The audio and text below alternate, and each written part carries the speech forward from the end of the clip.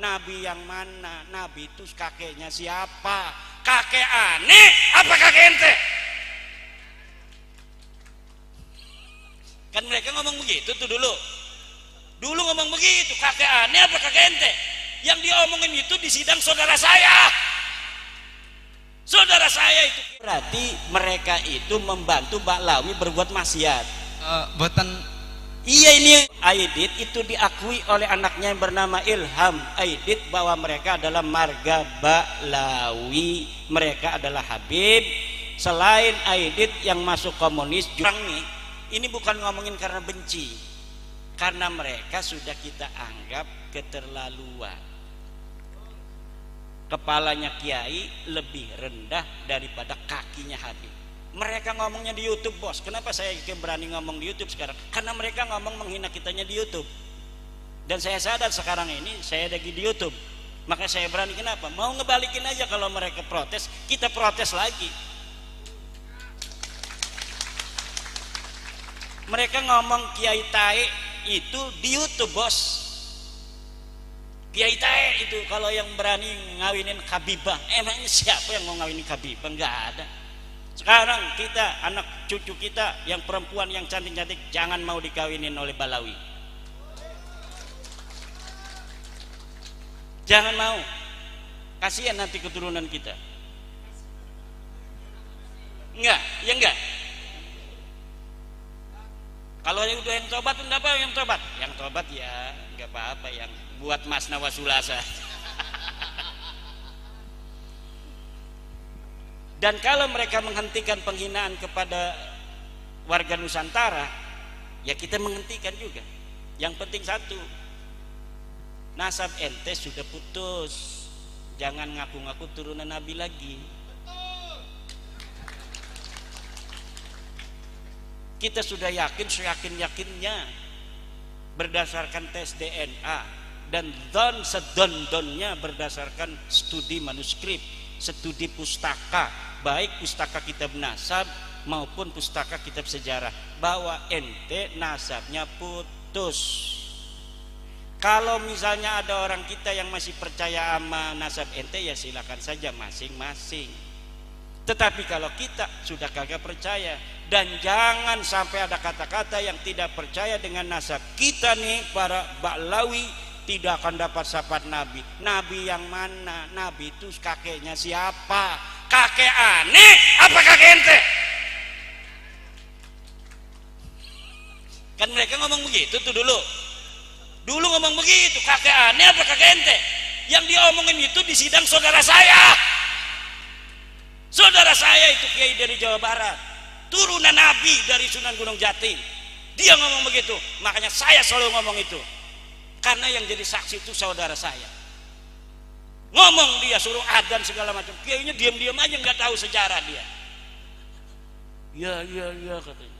Makanya saya yang ngomong mewakili bahwa ente sekarang kakek aneh apa kakek ente itu Nabi Muhammad sallallahu alaihi wasallam. Ya ini malah lagi balas-balas karena ini dari Allah tuh, balasannya semuanya terlihat.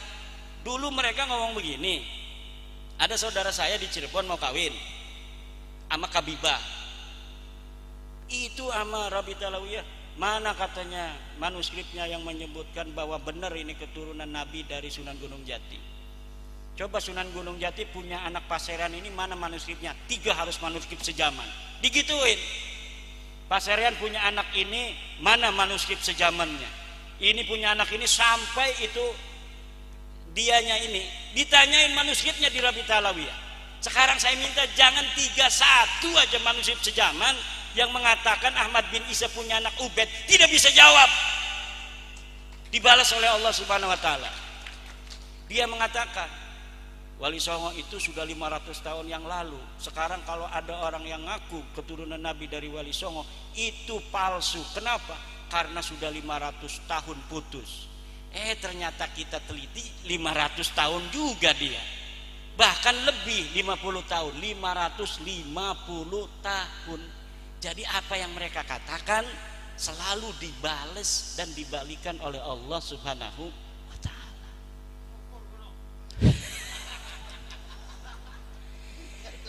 Ini saya juga aneh ini. Coba bapak-bapak, kalau bapak-bapak sudah merdeka hatinya ya, merdeka serak saja. Itu luar biasa. Allahumma sholli ala sayyidina Muhammad. Tapi kalau yang belum merdeka ini punya ngedengerin saya. Pengennya nonjok aja. Tapi insya Allah kita karena tujuannya baik, kita bukan benci sama mereka loh. Kita benci kepada apa yang telah mereka ucapkan di YouTube itu. Kita benci pengakuan mereka yang sudah terbukti palsu, kemudian mereka tidak mau menerima. Itu saja.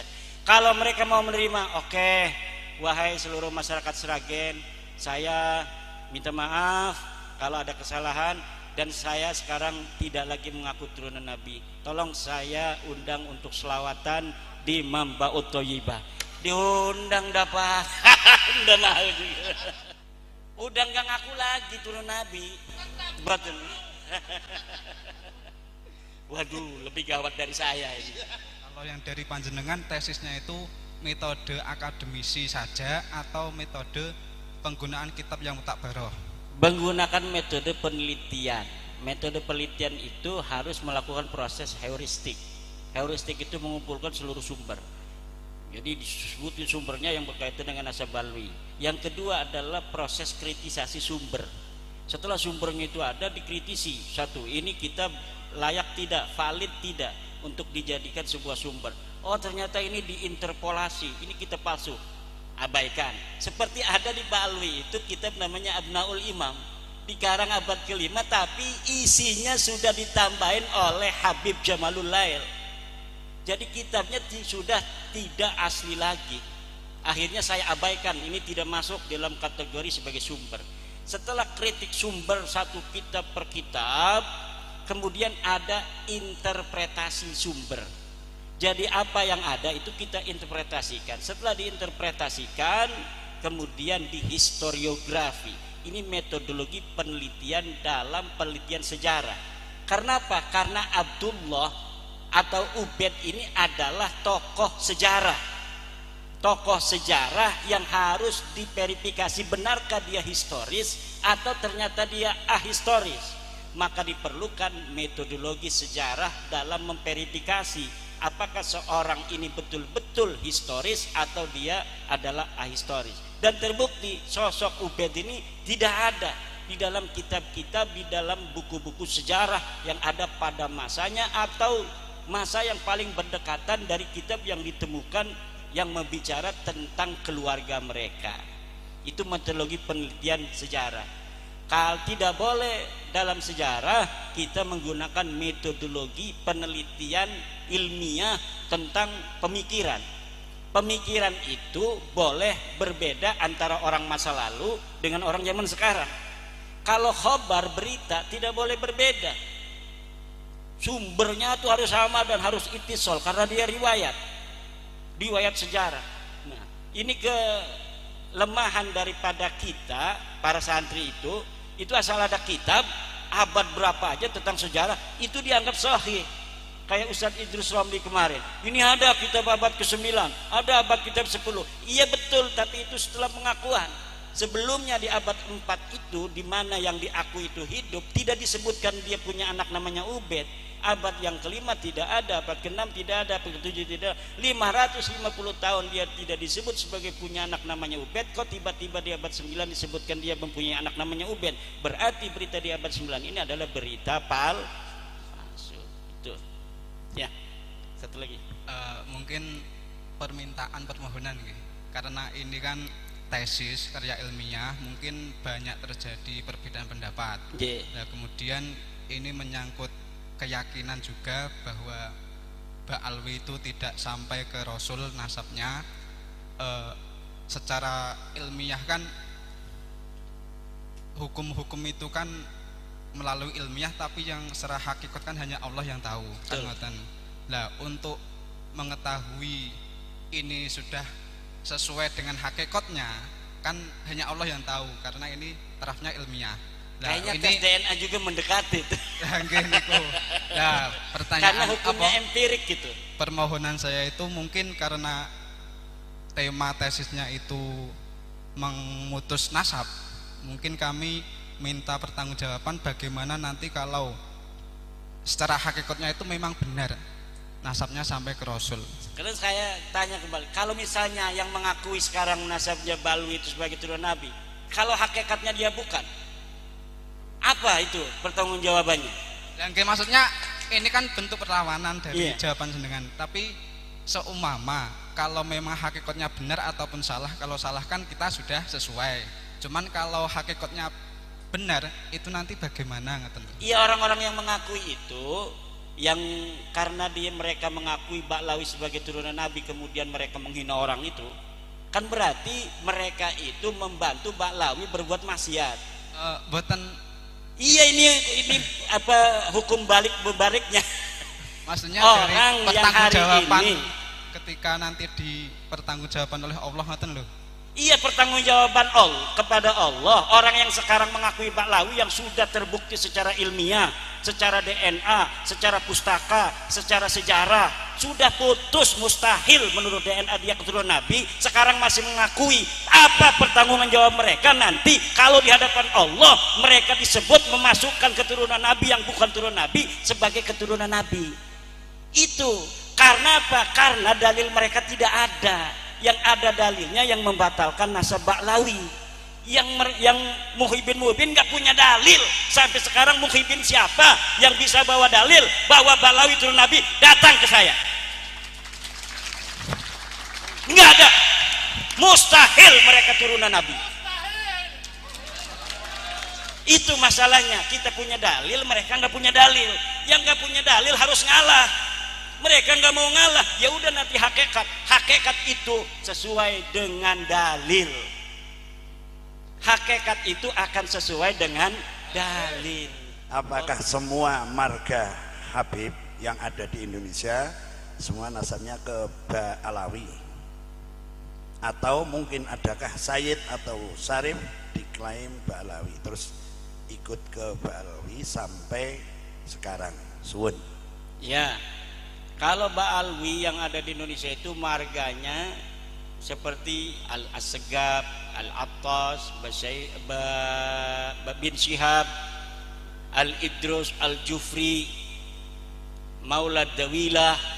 Nah, itu semua Ba'lawi semua, dan itu bukan turunan Nabi Muhammad sallallahu alaihi wasallam bil marrah. Bin Yahya, Bilqais itu bukan turunan daripada Nabi Muhammad SAW. Lalu adakah dari Sayyid Syarif itu yang dibalawikan? Ada, contohnya Basyaiban yang Al-Idrisi seperti Sayyid Julfikar itu keturunan Nabi asli. Itu sama marganya dengan Sayyid Alwi Al-Maliki Mekah. Sayyid Muhammad bin Alwi Al-Maliki Mekah itu turunan Nabi asli dari marga Al-Idrisi. Dia bukan Ba'lawi, dia bukan Habib, tapi dia Sayyid Syarif dari marga Al-Idrisi Maroko yang tinggal di kota Mekah Al-Mukarramah. Termasuk bin Yahya itu bukan keturunan Nabi Muhammad SAW. Mustahil itu. Kalau Al-Aidid itu Al-Aidid itu Ba'lawi. Ya, Aidid itu diakui oleh anaknya yang bernama Ilham Aidid bahwa mereka adalah marga Ba'lawi, mereka adalah Habib. Selain Aidid yang masuk komunis juga ada Fahrul Barakbah di Kalimantan, ada juga yang satunya Sofyan Barakbah. Itu semuanya ditembak mati oleh tentara Republik Indonesia tahun 1965. Saya kenal ada sebenarnya jalurnya Al-Hasani, terus tapi yang mengisbat itu RA. Itu sebenarnya bagaimana itu? Asalnya mereka itu RA itu hanya mengisbat keluarga mereka, dibentuknya mereka untuk keluarga mereka Ba'lawi. Tapi akhirnya lama-lama mengklaim bahwa seluruh yang ngaku dzurriyyat Nabi harus diisbat, diteken oleh RA. Akhirnya banyak seperti orang-orang yang marga Al-Hasani pun dia menjadi keturunan Nabi karena diteken oleh RA. Begitu. Yang jalur Al-Hasani tetap membela Ba'lawi. Seharusnya yang dia menyelamatkan diri ya. Loh, saya itu bukan Habib, saya ini Sayyid, kan gitu seharusnya. Karena dia ke yang lain belum tentu disahihkan. Dia yang udah menyahihkan Ba'lawi, kalau ke yang lain belum tentu disahihkan. Naat itu sulit itu untuk mendapatkan sertifikat nasab dari Naqobah, Ansab, Auliaut Tis'ah, itu sulit. Harus pengkajian, makanya ada infaknya 1 jutaan. Kenapa? Karena penelitiannya lama. Kalau kita daftarin itu lama ditelitinya. Ada harus nanya dulu ke kampungnya, bener nggak dia ini ponakannya ini, bener nggak ini dia ini punya hubungan dengan kiai ini. Itu biasanya begitu. Makanya perlu ada dana itu untuk bensin muter-muter memvalidasi daripada laporan kepada Naqobah, Ansab, Auliaut Tis'ah. Dalam sebutan habaib atau ba'alwi ya, apakah itu sebenarnya ada yang benar-benar dzurriyyah Rasul yang disebut Sayyid atau Syarif tapi disebut Habib, artinya dihabibkan, bukan makamnya ya, orangnya masih hidup sekarang?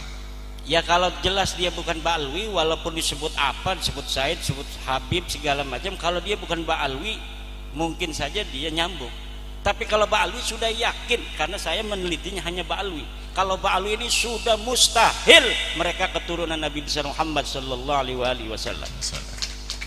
Berarti kalau ada Sayyid atau Syarif mau dipanggil Habib salah sendiri ya? Salah sendiri. Nggih, pun aten matur suwun sangat. Lho nggih no. Ya kudune ya Sayyid ngoten. Yang sudah terlanjur diisbat oleh Ba'lawi itu silakan datang ke Naat, Naqobah, Ansab, Auliaut Tis'ah untuk diverifikasi nasabnya. Kalau misalnya dibilang sudah sahih, ya disahihkan. Kalau tidak, diberikan lagi, cari naskah lainnya, mungkin ada yang tertinggal atau lain sebagainya. Tidak berani orang Naat atau orang ini itu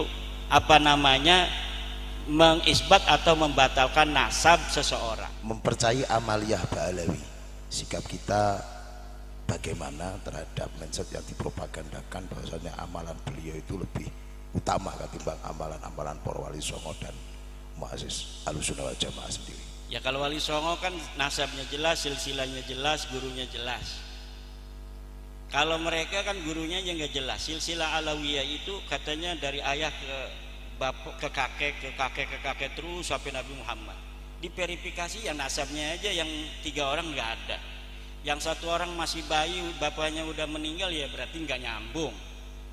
Lah kalau wali songo itu dari guru ke guru, kadang bukan ayahnya, dari guru ini guru ini guru ini, nyambung semuanya terverifikasi, nama-namanya semuanya para ulama. Nah kalau dilihat dari situ, maka amalan-amalan wali songo dari silsilah nasab sanad ilmu dari wali songo itu lebih utama dari silsilah sanad ilmunya Ba'lawi. Gus Dur itu turunan daripada Rasulullah, nasabnya itu terverifikasi, seluruh keluarga dari Sunan Ampel, Sunan Giri, dari Joko Tingkir, semuanya iktiraf dengan. Tapi beliau kan kalau ngomong nasab bercanda-canda aja, tidak serius. Kenapa? Karena dalam ajaran Wali Songo nasab itu tidak penting. Yang penting itu ketakwaan. Orang bertakwa itu orang yang mulia. Orang yang berilmu itu orang yang tinggi pangkatnya. Kalau ente ingin jadi mulia, bertakwalah. Kalau ente ingin tinggi pangkatnya, berilmulah. Itulah ajaran Wali Songo. Tadi dari Semarang, Gus Ihsan. Ya, Habib-Habib punya murid enggak? Muridnya siapa yang jadi kiai atau yang jadi ulama? Semuanya yang diaku itu kebanyakan murid dari kiai yang udah jadi kemudian diaku muridnya. Para itu Habib kata itu Gus tidak Ihsan punya tadi. santri. Mereka rata-rata itu menerima santri yang sudah jadi, yang siap manggung. Nggih napa mboten? Tapi mengapa ketika mereka sudah kenal Habib, cintanya pada Habib kadang melebihi cintanya pada Kiai NU? Ini kan tidak fair ini. Leres sama mboten? Mereka itu tinggal nompo dadi garek manggung kok. Lah yang didik dari Abatasa, Mubtada, Khobar, Amsilatu, Tasrifiyah dan lain-lain ku sapa sing didik? Habib atau Kiai NU? Lah kok ora sadar-sadar? Ya bisa jadi begitu. Kita kan jarang lihat di YouTube mereka itu baca kitab Fathul Mu'in, baca kitab Ihya, baca kitab Sahih Bukhari, yang gundul. Kalau yang ada mereknya, sakelnya semua bisa kan, banyak yang bisa. Yang gundul, yang cetakannya cetakan Toha Putra Semarang, yang zaman dulu yang nggak ada titik koma itu. Baca coba. Itu mahasiswa Mesir aja S2 belum tentu bisa itu baca kitabnya ala santri Lirboyo, ala santri Ploso, ala santri-santri Salafiyah di Indonesia. Kenapa? Santri di Indonesia bukan hanya bisa membaca, tapi faham akan ilmu balaghahnya, paham akan ilmu badiknya, paham akan ilmu ma'aninya, paham akan itu faidah-faidah, ada sin, faidah-faidah, ada hamzah apa, gimana mana konsekuensinya apa. Itu kiai-kiai kita dalam memahami agama begitu universal, begitu komprehensif, dan dapat diandalkan untuk bisa menjaga agama Islam tetap murni ila yaumil qiyamah. Jadi betul, saya setuju dengan Gus Ihsan tadi itu. Banyak yang penceramah baca selawat aja jadi ulama besar. Kalau dari Balwi, betul nggak? Kiai-kiai kita, santri-santri kita udah tamat Fathul Mu'in, baca kitabnya hebat, yang nggak dianggap apa-apa, kalah sama tukang selawatan. Tukang selawatan pakai udang-udang kayak saya aja udah kayak jadi ulama.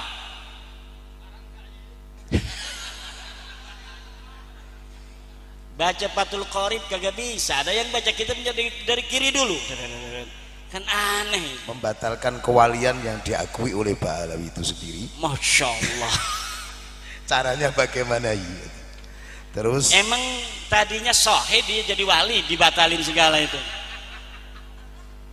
Wali itu kata para ulama-ulama ibaratnya pakai laulal fuqaha'u awliya'an lillahi makanatil awliya. Kalaulah para ahli fikih yang ngaji Fathul Mu'in, Fathul Qorib itu bukan para wali, maka tidak ada para wali. Nah sekarang ini kan para wali itu yang macam-macam, gila-gila begini wali gitu. Yang rambutnya gondrong-gondrong dikit, bukan kayak KSP, bukan. Yang gondrong-gondrong aneh-aneh wali.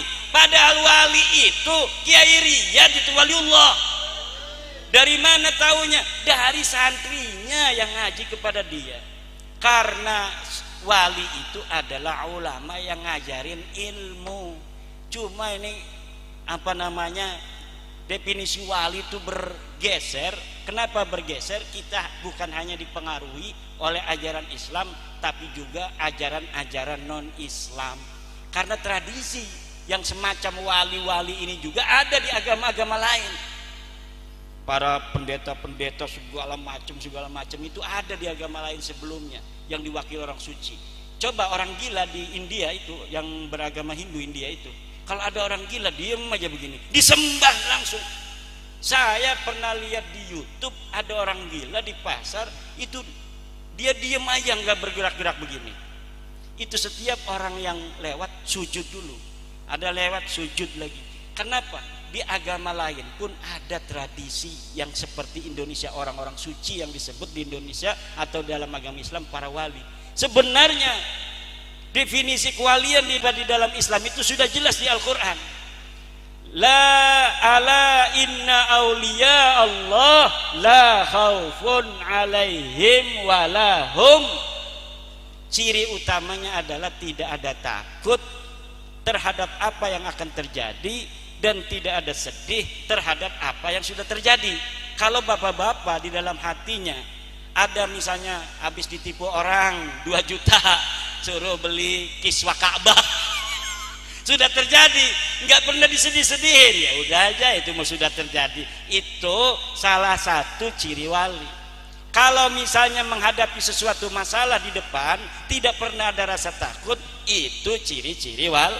Kalau ada dua-duanya, i'lam annaka waliyun min auliyahi subhanahu wa ta'ala. Kalau kita tidak ada rasa sedih terhadap apa yang sudah terjadi, tidak ada rasa takut, terhadap apa yang akan terjadi, maka ketahuilah bahwa Bapak sudah mempunyai ciri utama dari seorang wali, yaitu la khaufun alaihim walahum yahzan. Karena yang namanya hazan, adamul husni wa adamul khauf, itu fi'lul qalbi, itu tidak ada yang tahu. Yang tahu hanya kita dan Allah subhanahu. Kalau orang cuma nebak-nebak, orang yang bergaya atau di branding wali akhirnya jadi wali. Kiai Riyad kita bikin aja YouTube 5 bahwa karomahnya dia bisa terbang dari pohon ke pohon gitu. Pernah ada yang bercerita Mangkulan bin Fulan bahwa Kiai Riyad ini lama-lama Kiai Riyad ini banyak tamu kesini bukan mau naruh santri, mau minta air kesini. Bikin aja branding begitu. Sekarang wali-wali di YouTube itu banyaknya branding. Orang kita bisanya kayak Gus Samsudin doang tuh bikin brandingnya begitu. Bikin setting-settingannya gampang ketahuan. Orang-orang lain bisa bikin setting menjual-jual keluarganya. Kita ini nggak bisa. Orang sekelas yang sudah ngaji tamat Fathul Mu'in aja nggak bisa kita jual. Kadang-kadang mau muncul aja kita nggak ikut-ikut menyebarkan. Mereka itu orang yang mempunyai persatuan keluarga. Sedikit aja ada potensi dikembangin, di branding. Makanya bagaimana cara membatalkan kewalian mereka? Nggak usah dibatalin, orang tadinya juga nggak sahih kok. Udah batal sendiri, orang nggak pernah sahih kok, gimana cara ngebatalinnya? Pokoknya sekarang kalau kita pengen dapat barokah, lihat orang yang ngaji di musola-musola kita yang ngaji tuh, yang ngajinya cuma 5, yang 2 ngantuk, yang 1 permisi. Lah itu wali Allah yang akan membawa abadinya agama ila yaumil qiyamah. Walaupun dia nggak punya santri, ngajarin bapak-bapak begitu manfaat untuk ibadahnya bapak-bapak. Kalau yang ngajarin santri itu luar biasa Pak. Karena capek ngajarin santri ngasih amplop kagak. Ada orang itu yang maunya hanya enak-enaknya saja, nyari jamaah. Ya, ini apalagi majelis sholawat, kan orangnya kaya-kaya. Udah ada yang dagang bakso, ada yang dagang jamu, dia amplop banyak. Makanya orang lebih seneng jadi majelis sholawat daripada ngurusin pesantren. Karena pesantren itu paling setahun sekali baru inget itu bapaknya. Gimana? Kalau ngajarin santri kagak mau, capek. Kalau nyari jamaah kemana-mana enak. Saya ini orang yang tidak suka pergi dari pesantren sebenarnya. 2018 saya sudah tidak mau lagi diundang-undang.